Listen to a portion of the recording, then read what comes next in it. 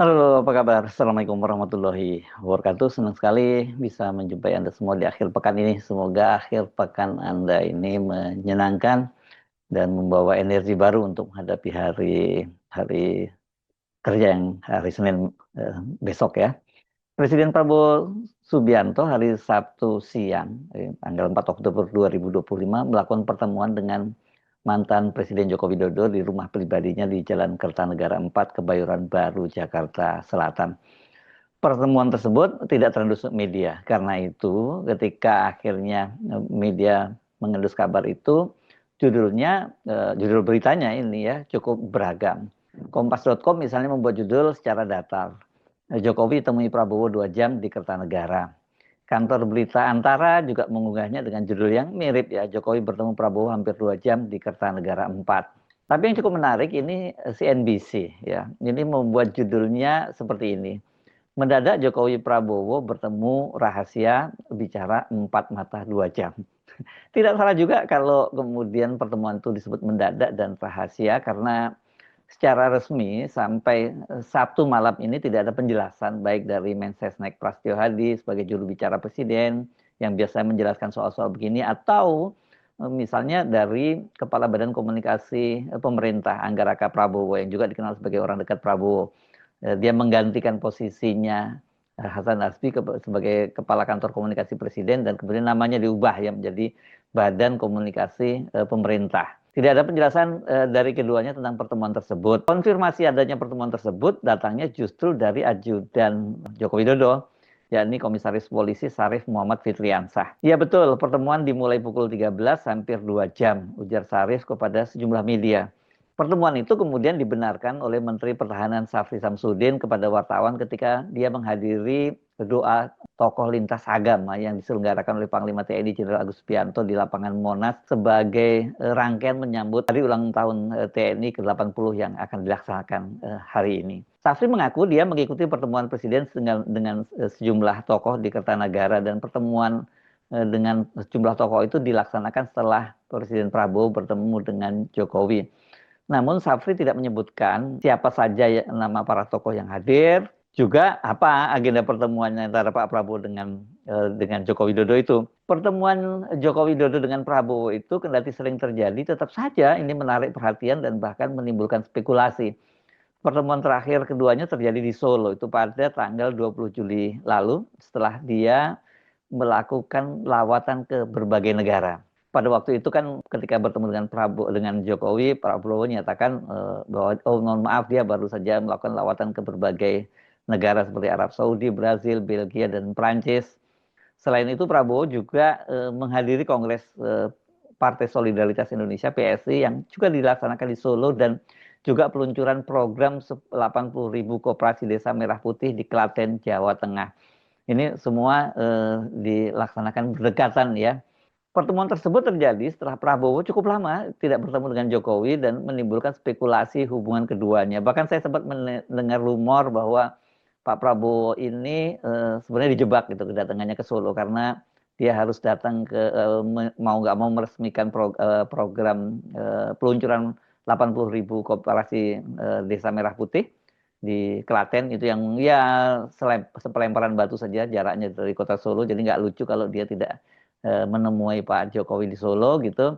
Dan kabarnya sebenarnya oleh kalangan dekatnya terutama kalangan senior militer itu Prabowo sudah coba dihalang-halangi untuk sering bertemu dengan Joko Widodo ini karena memang ini dampaknya tidak cukup bagus buat Pak Prabowo tapi sangat bagus buat Joko Widodo. Tapi karena dia harus hadir di acara koperasi desa ini dan jangan lupa pada waktu itu Menteri Koperasinya adalah masih orangnya Jokowi yakni Budi Ari Setiadi ya. Nah ini kelihatannya bukannya tidak direncanakan kenapa membuat peluncurannya di Klaten Jawa Tengah misalnya begitu ya. Jadi setelah itu ya Prabowo mau nggak mau bertemu dengan Jokowi itu versi lain yang saya dengar dari lingkaran dekatnya Pak Prabowo. Nah, pada waktu menyampaikan pidato di Kongres PSI yang secara resmi kan partai ini kemudian mengganti logonya dari mawar merah menjadi gajah merah dengan kepala terpotong. Seperti biasa kan Presiden Prabowo itu mengabsen para pembantunya di kabinet. Dan dia kemudian sambil bercanda menyatakan bahwa PSI itu kendati dia partai yang tidak lolos parlemen, tapi banyak sekali kadernya yang ada di kabinet katanya. Ini bagaimana nantinya kalau mereka sudah lolos parliamentary threshold.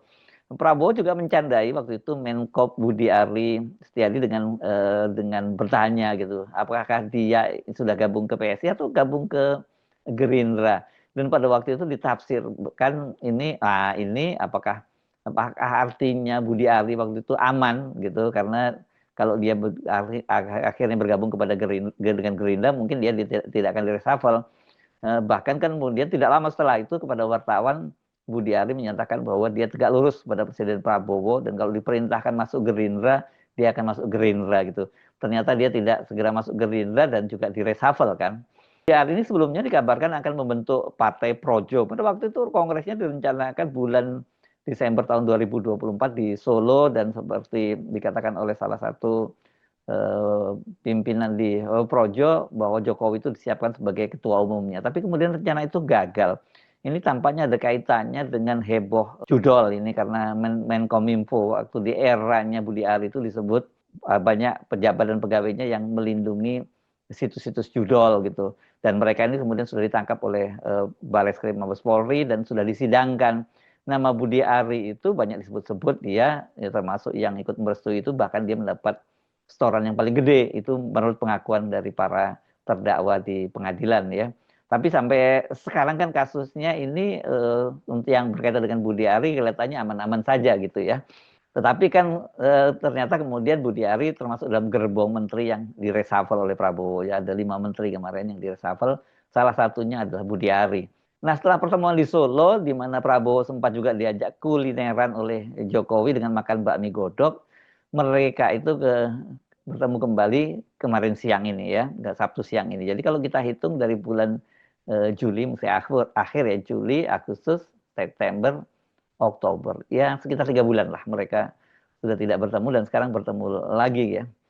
Kalau melihat kehadiran Jokowi ke Kertanegara, berarti ada dua kemungkinan. Jokowi yang minta bertemu dengan Prabowo, atau kemungkinan kedua Prabowo yang mengundang Jokowi.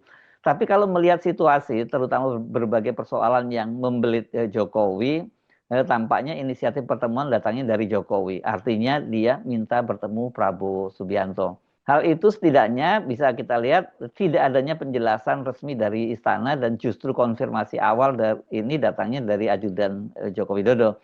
Artinya ini juga kita bisa lihat inisiatif agar pertemuan itu diketahui oleh publik juga datangnya dari Jokowi. Sementara dari lingkaran dekatnya Pak Prabowo, ini konfirmasinya, ini yang memberikan konfirmasi adalah Menteri Pertahanan Syafri Samsudin. Ini nggak lazim ya, Pak Syafri ini jarang bicara kepada media berkaitan dengan Pak Prabowo. Dia kalau bicara pada media itu kaitannya dengan tugasnya atau jabatannya sebagai Menteri Pertahanan, itu pun juga dia tidak seperti banyak pejabat lainnya sering bicara ya. Nah, kalau benar inisiatif pertemuan ini datangnya dari Jokowi, pertanyaannya apa kepentingannya gitu ya. Saya mencoba mencari-cari informasi dan saya googling di media juga gitu. Setidaknya kita menemukan ada 5 kepentingan sekarang ini mengapa Jokowi perlu bertemu dengan Prabowo. Dan ini yang pertama berkaitan dengan PSI, Partai Solidaritas Indonesia. Nah, Jokowi kan baru saja itu hari Jumat kemarin ya mengumpulkan para elit politik PSI di Bali, dan hadir di situ sejumlah kader-kader baru, pimpinan bahkan elit baru dari PSI seperti Ahmad Ali ya. Pertemuan di Bali dilaksanakan ini tepat sepekan setelah sebelumnya PSI mengumumkan susunan kepengurusan yang baru. Ahmad Ali, mantan Wakil Ketua Umum Partai Nasdem, itu didapuk menjadi Ketua Harian PSI. Jadi artinya dia orang nomor 2 dong ya setelah Kaisang di PSI ini. Karena Ketua Harian inilah yang sebenarnya sesungguhnya yang menjalankan peran dari PSI nantinya. Ada juga nama lain di Nasdem ini lumayan banyak. Setidaknya yang muncul di kepengurusan 2 nama, yakni Ahmad Ali, dan ada juga nama anggota DPRD, mantan anggota DPRD dari Nasdem di DKI Jakarta, Bestari Barus. Sebelumnya juga disebut nama Rusdi Mase yang sekarang menjadi Wakil Ketua Komisi 3. Tapi kita tidak tahu apakah dia jadi bergabung dengan PSI atau tidak setelah dia kemudian mendapat jabatan sebagai Wakil Ketua Komisi. Ini pertaruhannya juga cukup cukup nggak mudah untuk memilih gabung dengan PSI. Sementara dia kalau di Nasdem sekarang menjadi wakil ketua Komisi 3 ini cukup prestisius jabatan ini. Tapi anaknya sendiri sudah menjadi ketua DPW PSI di Sulawesi Selatan. Sejumlah nama lagi dikabarkan juga akan bergabung dengan PSI. Tapi ini kok sampai sekarang belum masuk dalam kepengurusan. Misalnya Abdul Qadir Karding, ini mantan Menteri Perlindungan Pekerja Migran yang juga direshuffle. Ini kan dia walaupun dia kader PKB tapi dia lebih dekat pada Jokowi. Dia sendiri mengaku pada waktu itu masuk di kabinet bukan representasi PKB tapi sebagai profesional. Tapi sebenarnya ini adalah dia barisan dari pendukungnya Jokowi yang masuk kabinet, atau kalau netizen menyebutnya sebagai termol gitu. Nah, masuknya sejumlah politisi dari Nasdem dan kemudian dikumpulkannya para pengurus PSI oleh Jokowi, ini menunjukkan bahwa dia betul-betul mewujudkan komitmennya ya, yang menyatakan dia akan membesarkan PSI. Kendati sampai sekarang posisi Jokowi itu di PSI belum jelas gitu. Apakah yang dimaksud sebagai Bapak J yang akan jadi ketua Dewan Pembina PSI itu adalah Jokowi atau Jeffrey Giovanni gitu ya. Sampai sekarang ini yang belum diumumkan secara terbuka. Nah, Jokowi tampaknya perlu melaporkan atau tepatnya mengkomunikasikan kepada Presiden Prabowo bahwa PSI itu akan tetap loyal kepada Prabowo. Sikap ini penting disampaikan agar tentu saja PSI jangan diganggu oleh pemerintah gitu ya. Atau setidaknya oleh Partai Gerindra, partainya pemerintah. Karena kan kalau kemudian dia kompetitor tentu tidak akan dibiarkan besar ini PSI. Tapi ini dengan kedatangan Jokowi dia menyampaikan pesan bahwa PSI bukan lawan dari Partai Gerindra, bukan lawan dari Prabowo. Kita bisa menduga seperti itu. Yang kedua, masih ada kaitannya dengan PSI, tapi pertemuan kali ini tampaknya ada kaitannya dengan instruksi Jokowi ke relawan waktu itu untuk mengusung Prabowo Gibran pada Pilpres 2029. Jadi 2 periode. Sesungguhnya kan dengan keputusan Mahkamah Konstitusi tidak ada ambang batas presidensial threshold untuk partai-partai yang ada di parlemen. Ini kan memungkinkan PSI, tapi juga termasuk partai-partai lain juga bisa mengusung capres sendiri. Artinya kalau Gibran misalnya mau maju dan tidak ada partai yang mengusung, maka Gibran sudah punya perahu sendiri, yakni PSI. Jadi ini semacam kepastian bahwa Gibran tidak akan jadi lawan Prabowo, tapi justru berharap tetap digandeng oleh Prabowo sebagai calon wakil presidennya. Walaupun sekarang ini pasti daya tawarnya Gibran nggak sekuat kemarin ketika Mas Jokowi masih jadi presiden ya. Yang ketiga ini kaitannya saya kira kalau ngomongin soal Gibran itu adalah soal ijazahnya. Ini situasinya bagi Gibran ini ngeri-ngeri sedap ini, sangat tergantung bagaimana dengan Kemendikdasmen. Ini berkaitan dengan kemarin kan Dikdasmen sudah didatangi oleh Roy Suryo dan Rismon untuk mempertanyakan soal buktinya bahwa Gibran itu punya ijazah yang disetarakan dengan SMK ya. Dan pada waktu itu juga ditanyakan apakah itu merupakan surat keterangan atau keputusan. Karena kalau surat keterangan itu tidak bisa jadi dasar bahwa Gibran disebut punya ijazah SMA, tapi itu harus keputusan. Tapi kalau keputusan sampai pada sekarang ini belum ada ya keputusan itu yang dibuat oleh menteri. Yang sudah ada keputusan adalah penyetaraan ijazah sarjana yaitu pada tahun 2017. Jadi ini dilematis sekali, apalagi kan dalam wawancara saya dengan seorang warga Indonesia, Iksan Katonde yang tinggal di Sydney, ya, dan kemudian dia pernah mengantar Gibran bersama istri dan anaknya keliling kota Sydney dan juga mendatangi yang satu tempat yang katanya selama ini disebut sebagai sekolah dari Gibran, yakni UTS Insert, tapi ternyata nggak pakai nama UTS Insert saja, ini semacam bimbingan belajar, terutama bahasa Inggris untuk masuk ke perguruan tinggi di Australia. Gibran sendiri mengaku bahwa dia tidak menyelesaikan pendidikannya di Insert itu, kursusnya di Insert itu, kalau dari program 9 bulan dia hanya bertahan 6 bulan pada waktu itu. Jadi orang sekarang makin yakin bahwa Gibran ini sebenarnya tidak punya ijazah SMA, SMK yang disetarakan di Indonesia. Dan kalau itu terjadi berarti kan itu jadi pintu masuk Gibran itu untuk dimakzulkan. Ini juga soal serius ya. Nah ini kan Dikdasmen itu kemarin berjanji mereka akan mencari data apakah penyetaraan itu pernah terjadi sebelumnya dan apa dasarnya, itu sebenarnya ditunggu-tunggu kan begitu ya. Dan kalau ini nanti ternyata memang Dikdasmen menyatakan itu tidak ada keputusannya, ya ini selesai kasus Gibran ini. Dia tidak punya ijazah SMA dan dia bisa dimakzulkan karena dia memberikan keterangan palsu, menggunakan menggunakan dokumen palsu untuk waktu mendaftar sebagai calon wakil presiden.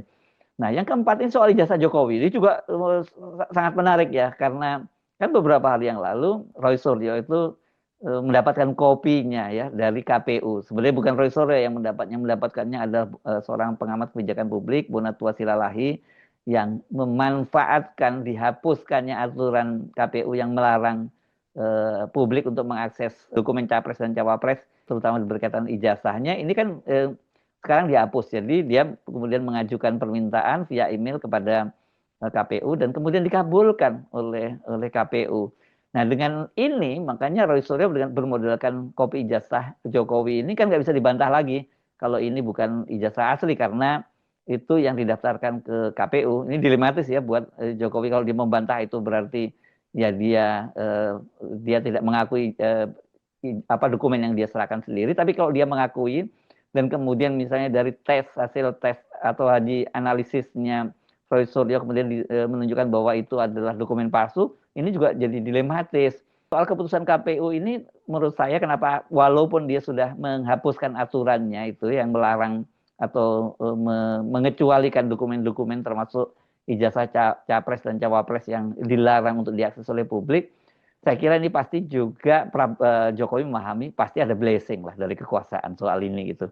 Nggak bisa menyebut itu dari Pak Prabowo, tapi pokoknya ini kalau menggunakan istilah Jokowi dulu yang berkaitan ijazahnya, pasti ada orang besar ini yang kemudian mendorong KPU itu menyerahkan kopinya ke Bonatua Silalahi yang juga akhirnya jatuh ke tangan Roy Suryo. Yang kelima, ini soal yang juga nggak kalah serunya, ini kasus Bobi. Ini dikaitkan dengan Bobi ini gubernur Sumatera Utara yang salah satu orang dekatnya, tangan kanannya ini Topan Obaja Ginting, Kepala Dinas PUPR Sumatera Utara kan sudah ditangkap oleh KPK dan sekarang sudah disidangkan di Pengadilan Tipikor di Sumatera Utara di Medan. Dan hakimnya itu sudah memerintahkan jaksa penuntut umum untuk menghadirkan Bobi. Nah, ini karena yang menangani adalah KPK, pada waktu jaksa meminta kepada KPK dan KPK seperti dikatakan oleh Wakil Ketua KPK Johanis Tanak, mereka menyatakan mereka akan menghadirkan Bobi kalau itu menjadi ketetapan atau perintah dari majelis hakim. Ya memang kalau perintah majelis hakim harus dilaksanakan, seperti halnya dalam kasus Budi Ari ya, dalam kasus persidangan berkaitan dengan melindungi judul kan, walaupun para terdakwa menyebut-nyebut nama Budi Ari sebagai penerima fee terbesar, penerima upeti terbesar, tapi karena hakim tidak membuat ketetapan dan memutuskan untuk memanggil Budi Ari, ya itu nggak ada dasarnya polisi untuk kembali memeriksa Budi Ari, karena seperti Kapolri menyatakan kalau diperintahkan oleh hakim mereka akan laksanakan untuk memeriksa kembali Budi Ari Setiadi. Jadi ini soal serius ini nantinya ya, kalau kemudian Bobi dipanggil dan ternyata kemudian ada aliran dana ke Bobi, ini kan bisa Bobi juga menjadi tersangka dan ini jelas malapetaka buat dinasti Jokowi. Dari beberapa agenda atau persoalan yang tengah dihadapi Jokowi tadi, ini jelas buat Jokowi penting untuk menunjukkan dia masih punya kedekatan dengan Presiden Prabowo. Karena itulah mengapa pertemuan itu kendati bersifat tertutup atau rahasia seperti dikatakan oleh media, ini bagi kubu Jokowi perlu diketahui oleh publik. Karena itu kan bisa merupakan sinyal bahwa dia masih punya akses yang kuat terhadap kekuasaan. Jokowi juga pasti paham lah yang seperti saya sebut mengapa akhirnya KPU menyerahkan kopi ijazahnya ke Bonatua Silalahi tadi. Ini ada orang besar yang bermain gitu, yang begini-begini Jokowi pasti paham. Begitu juga pada waktu kemarin ya, KPU itu yang sebelumnya mencoba melindungi Jokowi itu dengan membuat aturan tidak bisa diakses oleh publik ijazahnya, dan kemudian karena tekanan publik dan tekanan dari parlemen akhirnya ini keputusan itu diubah. Itu keputusan untuk menganulir aturan KPU itu saya kira juga bukan semata-mata karena tekanan publik atau dengan tekanan DPR, pasti juga ada semacam sinyal dari kekuasaan yang minta itu agar segera dihapuskan begitu ya. Jadi kalau melihat kasus ini tadi, ijazah Jokowi, ijazah Gibran, dan pemanggilan Bobi sebagai saksi, ini maka semua keluarga Jokowi ini, anak dan menantu, terutama yang di pemerintahan itu, tengah menghadapi persoalan serius. Nah, apalagi dukungan yang diperlukan dalam situasi semacam ini kalau bukan Presiden Prabowo, atau setidaknya kalau toh Pak Prabowo tidak turun tangan langsung, pengaruhnya itu sangat diperlukan. Jadi dengan munculnya kabar ini bahwa Pak Jokowi bertemu dengan Pak Prabowo 2 jam gitu, dan empat mata gitu ya. Walaupun ini mungkin saja itu isinya hanya kangen-kangenan saja, misalnya seperti itu ya. Itu kan tetap buat kubu Jokowi itu penting ya. Kan ini pesan kuat dan semacam menganggap jangan anggap remeh gua ya, kira-kira begitu. Gua masih punya hubungan yang sangat dekat dengan Presiden Prabowo gitu. Itu kalau memang sungguhnya mereka tidak ada apapun yang dibicarakan, tapi nggak mungkin seorang Jokowi bertemu dengan Prabowo, bertemu selama 2 jam itu kemudian tidak ada agenda yang dibicarakan. Apakah kemudian Prabowo sepakat untuk melindungi Jokowi, mendukung Jokowi dan sebagainya? Itu yang sampai sekarang kita tidak tahu, dan nanti bisa kita lihat sinyal-sinyalnya. Kalau Bobi misalnya tetap dipanggil oleh hakim, didatangkan oleh KPK dan kemudian berujung misalnya dia menjadi tersangka, dan kemudian Kementerian Pendidikan Dasar dan Menengah itu memberikan dokumen-dokumen yang diperlukan oleh Roy dan Rismond seperti KPU. Dari situ kita akan tahu sebenarnya bagaimana posisi Pak Prabowo dan posisi Pak Jokowi saat ini. Saya Harus Arif, sampai jumpa lagi. Wassalamualaikum warahmatullahi wabarakatuh.